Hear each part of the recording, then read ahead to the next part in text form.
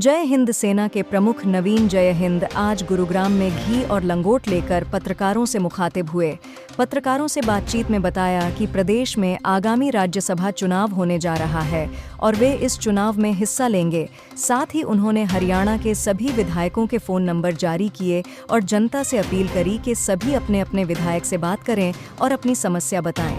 उनका कहना है कि प्रदेश में जब राज्यसभा चुनाव होता है तो उसमें सिर्फ विधायक ही वोट डाल सकते हैं, लेकिन राज्यसभा चुनाव में एमएलसी की तरह वोटिंग होनी चाहिए, जिसमें टीचर, डॉक्टर, सरपंच, पार्षद वोट डाल सके। सीबीआई से डरता होगा, कोई नहीं आता होगा, तो लोगों ने हमारे पास बहुत फोन करे कि कोई भी उम्मीदवार नहीं है, आप खड़े हो जाओ राज्यसभा में। ऐसा तो नहीं होना चाहिए कि एक साइड में कोई खड़ा होगा, आप जब लड़ ही रहे हो इतने सालों से, केस लगड़ा होगा तो और एक दो लग जाएगा। तो हमने अपने आप को आज़ाद उम्मीदवार के रूप में खड़ा किया जनता की तरफ से, क्योंकि 28 के आसपास तो कांग्रेस के पास अभी भी हैं विधायक और 10 जेजेपी के हैं। कुछ विधायकों ने कांग्रेस की सदस्यता ले ली, निकल लिए। तो सवाल इस बात का है कि भाई जब हम खड़े हुए तो अब जेजेपी वाले राजा चौटाला साहब बोले कि भाई नहीं, इसके पास तो कोई विधायक नहीं है। भाई ये तो बेचारा है, तो बेचारे के पास नहीं है कोई, तो बेचारे का तो वैसे भी साथ देना चाहिए पहली बात तो। फिर हुड्डा साहब को कहा तो वो कह रहे हैं कि जेजेपी वालों से पहले समर्थन लिया हो फिर हम दे देंगे। तो कहने का मतलब ये है कि 1 महीने तक जब कोई भी नहीं आया तो हम आए, और अब हम आज़ाद उम्मीदवार के रूप में राज्यसभा में इसलिए कि पिछले 9.5 साल, लगभग 10 ही हो गया अब तो, कोई भी ऐसा कैंडिडेट नहीं है। हमने पूरी जांच पड़ताल कर ली किसी भी पार्टी के पास जिसके ऊपर 1 दर्जन केस है मेरे ऊपर, जिसने पूरे स्टेट लेवल के इशू उठाए, लाठियां खाई, प्रदर्शन करे, तारीखें भुगत रहा हूँ, आज भी 1 तारीख अभी भुगत के आऊँ, इसलिए थोड़ा लेट हो गया।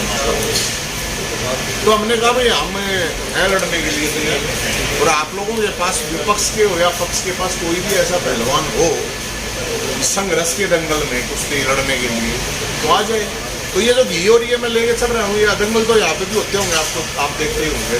शहरी एरिया तो थोड़ा फिर तो दंगल वंगल तो होते ही हैं। तो मैं ये लंगोटी लेके और ये दंगल लेके मैं पैसे के नाम की नहीं ले रहा कि मेरा गुड़गांव में फ्लैट है, फलानी जगह है, ये है, ये जो ये है, ये घी मैं ये कह रहा हूँ, जैसे कहते नहीं है कि किसी की माँ ने दूध पिलाया हो, तो मैं ये बात नहीं कह रहा। मैं कह रहा हूँ किसी भी पार्टी ने अपने नेता को घी खिलाया हो और ज़्यादा पहलवान हो तो लंगोटी बांध के आ जाए सामने संघर्ष के दंगल में। मैं ये नहीं कह रहा कि 100 करोड़ है, 200 करोड़ है, नहीं, हमारे पास कुछ नहीं है, गाड़ियों का काफिला है।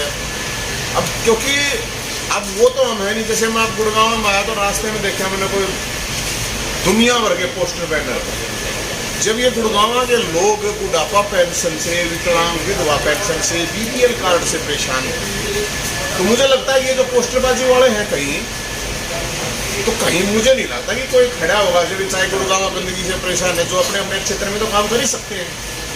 तो हमने वो लड़ाई लड़ी, चाहे फैमिली आईडी की थी, 2 लाख बुजुर्गों ने पूरे अक्रॉस हरियाणा में पेंशन नहीं दी, विधवा विकलांग पेंशन अलग। और अलग इशू है जो बेरोजगारी के हमने उठाए, बेरोजगारी बरात निकाल लिया, फैमिली आईडी बीपीएल कार्ड है तो 18 भूपा जिंदा है, आंदोलन चलाया, या सरपंचों के ऊपर कोई इशू हुआ तो साथ में लाठियां खाई। SYL का इशू जो सुप्रीम कोर्ट दे चुका है ऑर्डर, लेकिन उसके बावजूद आज भी नहीं लागू है। और पानी की मुझे नहीं लगता कि गुड़गांव में ज़्यादा समस्या नहीं होगी पीने के पानी की। पूरे दक्षिण हरियाणा में तो है, तो पूरे हरियाणा में मेरे पास जो डाटा है 70% हरियाणा के लोग जहरीला पानी पीते हैं, और गुड़गांव वाले तो और जहरीला पानी पीते हैं। आपकी जानकारी के लिए उसके ऊपर कोई नेता नहीं बोलता, कोई नेता इस बात पे नहीं बोलता कि भाई जब नए स्टेट बन के अलग राजधानियां बन गई, हरियाणा के पास 1966 में हरियाणा अलग हुआ, आज तक हमारे पास कोई हमारी अपनी राजधानी नहीं है, हमारा अपना कोई हाई कोर्ट नहीं है। ये तो लोगों से 6 लाख करीब केस हाई कोर्ट में, जिनके ऊपर हाई कोर्ट में केस है उनको पता हुआ। ये गुड़गांव बार तो बहुत बड़ी है वकीलों की, वो बता सकते हैं कि अपना अगर हाई कोर्ट हो तो उसका क्या फायदा है। जजों के साथ हरियाणा के जज जो न्याय करते हैं दूसरे लोगों के लिए, उनके साथ भी अन्याय होता है हाई कोर्ट में। मैं आपकी ये बात कोई और सामान्य आदमी तो कह नहीं पा, मैं कह रहा हूँ मेरे ऊपर एक केस और हो जाएगा कोई प्रॉब्लम, लेकिन सच्चाई है, मेरे को खुद जजों ने बताई है अब जो आप जनता के साथ तो होता, अब गुड़गांव के लोग हैं, रेवाड़ी के लोग, मेवात के लोग हैं, वहां जा रहे हैं। राजधानी ही हमारे पास नहीं। और बड़ी इंटरेस्टिंग चीज मैं आपको बताऊं, कई स्टेट ऐसे हैं जिनकी दो राजधानी, दो जगह हाई कोर्ट है, ताकि लोगों को रिलीफ मिले। अभी कल ही बजट में 15,000 करोड़ रुपए जारी किए गए हैं नई राजधानी के लिए। दो ऑलरेडी है राजधानी, वहां तीसरी के लिए।